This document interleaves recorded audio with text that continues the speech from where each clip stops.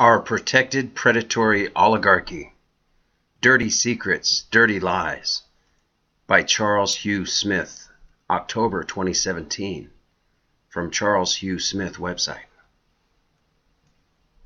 If you want to understand why the status quo is unraveling, start by examining the feudal structure of our society, politics, and economy.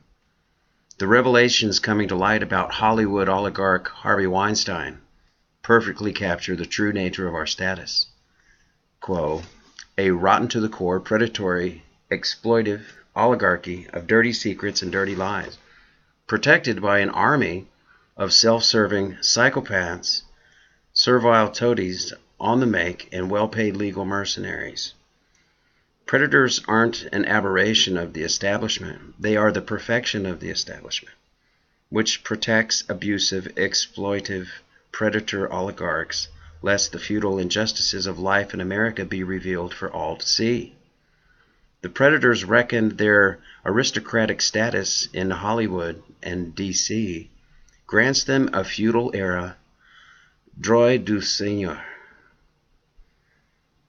rights of the Lord, to take whatever gratifications they desire from any female who has the grave misfortune to enter their malefic orbit. Anyone who protests or makes efforts to go public is threatened by the oligarch's thugs and discredited or smeared by the oligarch's take-no-prisoners legal mercenaries. Recall the Clintons' crisis management team, tasked with crushing any bimbo eruptions, i.e. any eruptions of the truth about Bill's well-known to insiders predation of the peasantry. Dirty secret is that the oh-so-hypocritical power elites of Hollywood and Washington, D.C. circle the wagons to protect one of their own from being unmasked. The first weapons of choice in this defense are, as noted above, threats from thugs, discrediting the exploited via the oligarchy's paid goons and lackeys in the mainstream media, and dirty lies about what a great and good fellow the oligarch predator is. The last line of defense is a hefty bribe to silence any peasant still standing after the oligarch's onslaught of threats, smears, and lies. Should the worst happen and some sliver of truth emerge despite the best efforts of the thugs, corporate media, legal mercenaries, and PR handlers, then the playbook follows the script of any well-managed communist dictatorship. The oligarch predator is thrown to the wolves to protect the oligarch's systemic predation and exploitation of the peasantry, debt serfs.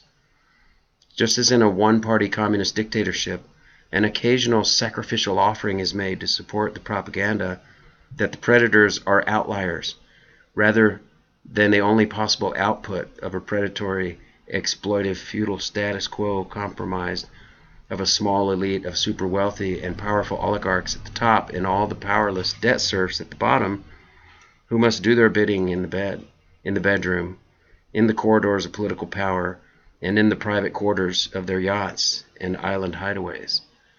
Media reports suggest that the real reason Mr. Weinstein has been fired is not his alleged conduct over the past 27 years, but his loss of the golden touch and generating movie magic, loot for the oh-so-liberal and politically correct Hollywood gang that was pleased to protect Mr. Weinstein when he was busy enriching them. What's truly noteworthy here is not the sordid allegations and history of payoffs. It's the 27 years of intense protection the Hollywood media and D.C. status quo provided, despite hundreds of insiders knowing the truth. Just as hundreds of insiders with top-secret clearance knew about the contents of the Pentagon Papers, and thus knew the Vietnam War was little more than an accumulation of official lies designed to protect the self-serving elites at the top of the power pyramid, only one analyst had the courage to risk his career and liberty to release the truth to the American public: Daniel Ellsberg. Why are we not surprised that Hollywood, the corporate media, and Washington, D.C. lack even one courageous insider? If you want to understand why the status quo is unraveling, start by examining the feudal structure of our society, politics, and economy, and the endemic corruption, predation, and exploitation of the privileged oligarchs at the top.